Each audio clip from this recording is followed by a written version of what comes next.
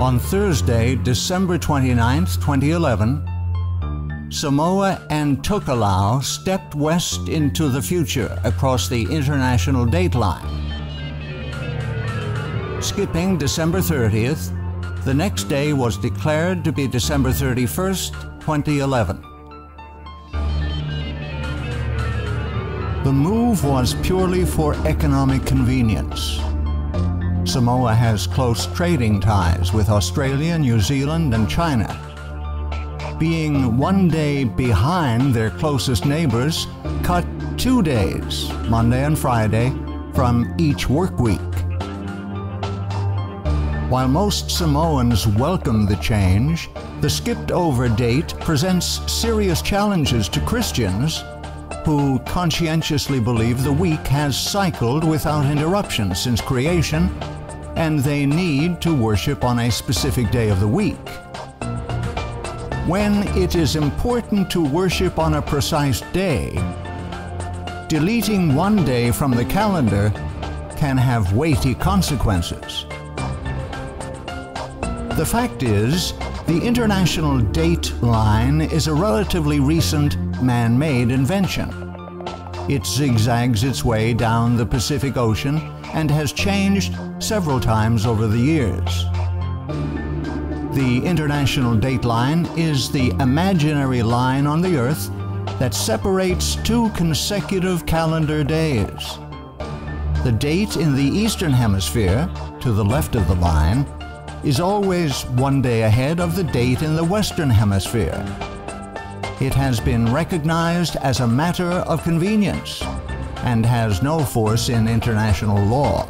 Without the international dateline, travelers going westward would discover when they returned home 1 day more than they thought had passed, even though they had kept careful tally of the days they were away. This happened to Magellan's crew after the first circumnavigation of the globe.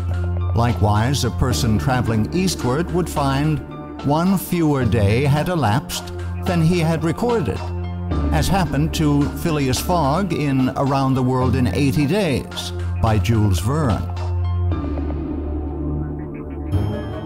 The Gregorian calendar in use around the world today is a solar calendar having a continuous weekly cycle.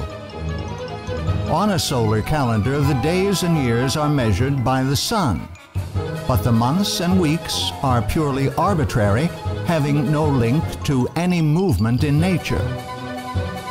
This is what necessitates the international dateline. It established a man-made beginning to the day to unite the whole world on one Gregorian date. So the international dateline has proven to be a real problem for the inhabitants of Samoa. Because Samoa's date was different from its surrounding neighbors, causing economic problems, they changed the location of the international dateline.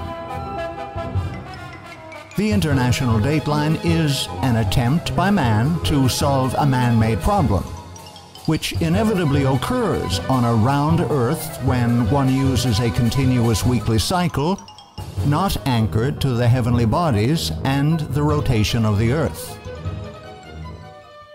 However, when one chooses to follow the Creator's luni-solar calendar, Yahuwah, as the arbiter of time, has set the moon to govern the monthly and weekly cycles for specific locations.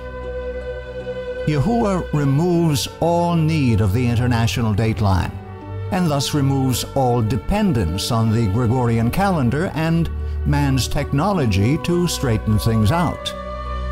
All one needs is the moon to know when the months and weeks begin. It is widely believed the continuously cycling week in use today has come down uninterrupted from creation via Noah and his sons. The fact this is not true is demonstrated when we consider the various waves of immigration that took place after the flood. When Noah's descendants emigrated from the mountains of Ararat, some moved to the east, others to the west. If a tribe of seventh-day Sabbath-keeping Shemites moved to the east towards the rising sun, Eventually, several years later, they would come to a point halfway around the world. Being Sabbath keepers, they would have kept very careful track of time. Let us say, just for this example, they had used a continuous weekly cycle, as the world does today. Due to the rotation of the earth and the fact they move towards the rising sun, once they reached the far side of the world, they would be 12 hours ahead of their original starting point at Ararat. Now consider that a tribe of seventh-day Sabbath-keeping Japhethites also moved from Ararat. This tribe, however, moved to the west, following the setting sun. Being Sabbath keepers, they also would have kept a careful track of time. Again, for the sake of illustration, let us say they too used continuously cycling weeks. A few years later, upon arriving at the same point on the other side of the world occupied by the tribe of Shemites, who moved east, the tribe of Japhethites, who moved west, would be 12 hours behind the time at Ararat. The two tribes, one having gone east, the other west, would discover they were a full 24 hours apart.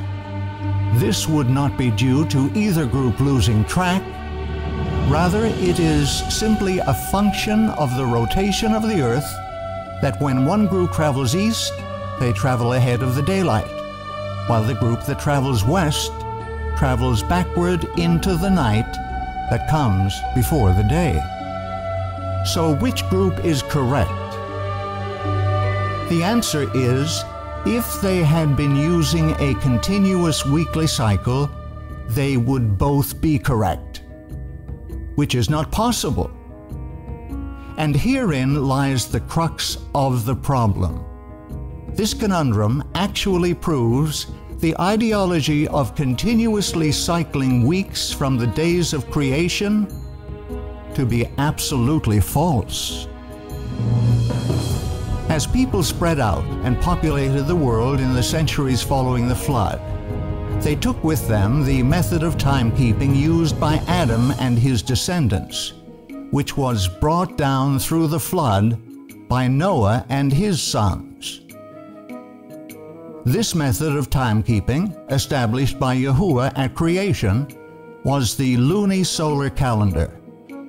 Unlike the solar Gregorian calendar, which uses only the sun for marking time in days and years, the lunisolar calendar uses both the sun and the moon for time calculation. Like the solar Gregorian calendar, the lunisolar biblical calendar uses the sun to measure days and years. Unlike the solar calendar, however, the lunisolar calendar uses the moon for regulating months. This, in turn, keeps track of the 7-day weeks because the weekly cycle restarts with each new moon. The result is, if two tribes moved away from Ararat, one to the east, the other to the west, and encountered each other a few years later on the other side of the world, they would both be 12 hours different from their original starting point at Ararat, but they would not be 24 hours apart from each other. As each tribe moved, they would keep track of time by watching the moon. As the tribes moved closer together on the far side of the world, their observation of the moon would also draw closer and closer together, so that when they finally met, they would both be as at the beginning of their journey, on the same day and the same date. Here is seen the beauty and symmetry of the heavenly system of timekeeping. At creation, Yahuwah specified the lights, plural, in the heavens were to be used for marking the passage of time, as well as noting the time for all religious observances. And Yahuwah said, "Let there be lights in the firmament of the heaven to divide the day from the night, and let them be for signs, and for seasons, and for days and years. The word seasons comes from the word moed. This is a word widely used to refer to all religious gatherings. In fact, all of the feasts listed in Leviticus 23, the first of which is the seventh-day Sabbath, are also called moedah, the plural of moed. When the Creator set aside the Sabbath day and blessed and sanctified it as holy time, He also created a system whereby people could keep track of the passage of time so they could know and worship Yahuwah Elohim when His Sabbath arrived. It took both sun and moon to create this perfect system of timekeeping. As the anchor to the months and the weeks, the moon regulates time accurately, no matter where you are on earth. Thus, were a tribe of Shemites to move east, and a tribe of Japhethites move west and reunite a few years later, they would be united on the same weekly schedule, because the basis for their weekly count is anchored in the heavens. It is not grounded on any man-made institution. Scripture explicitly states that the moon was created to mark the passage of time. He created the moon for seasons, moedah. The sun knoweth his going down. Because the modern weekly cycle has no ties to anything in nature, problems arise that do not exist in the lunisolar calendar of creation. Specifically, the need for an arbitrary international dateline. A continuous weekly cycle anchored to nothing in nature is a man-made institution. The international dateline is simply a man-made solution to a man-made problem. On the counterfeit pagan papal calendar, months are arbitrary and dates have an artificial starting point at the international dateline, itself arbitrary and movable. Only on the biblical calendar are months and dates anchored to the lights in the heavens, which were given by Yahuwah for the express purpose of regulating time. Yahuwah's calendar, using the combined action of the sun and the moon for marking the passage of days, weeks, months, and years, will stand forever. It forms an integral part of the very structure of the heavens. It can be witnessed and used by everyone on earth, and accurately regulates time and holy days. It shall be established forever, like the moon, even like the faithful witness in the sky. With all of this in mind, which calendar will you use to find the correct dates to worship? Man's, the Gregorian calendar, or Yahuwah's, the lunisolar calendar?